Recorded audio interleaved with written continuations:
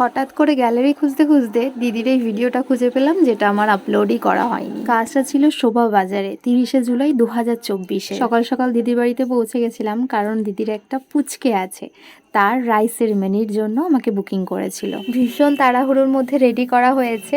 দিদির থেকে রিভিউ নিয়েছি, রিভিউটা তোমরা শুনলেই বুঝতে পারবে কতটা তাড়াহুড়োর মধ্যে পুরোটা কমপ্লিট করা হয়েছিল। আর দিদি এটা আমার কাছে প্রথমবার নয়, দিদির এটা আমার কাছে সেকেন্ড টাইম সাজছিল।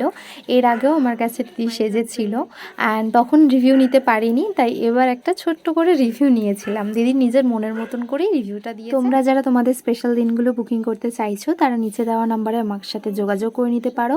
আর বুকিং প্রসেসগুলো ডিটেলে বলে দেওয়া হয়, সেই মতোই কিন্তু বুকিং করো। হ্যালো সঙ্গীতা দি, তুমি এইবার নিয়ে আমার কাছে দুবার সাজলে, তো অল ওভার এক্সপিরিয়েন্স কেমন?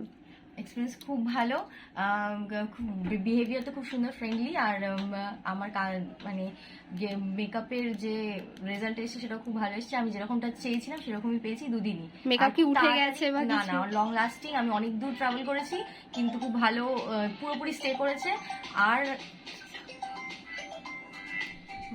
আরেকটা হচ্ছে যে যেরকমটা বলেছিলাম সেরকমটা পেয়েছে। আরেকটা কি বলতে যাচ্ছিলাম, ভুলেই গেলাম। ঠিক আছে, কোনো অসুবিধা নেই। সেটা বলতে গেছিলাম।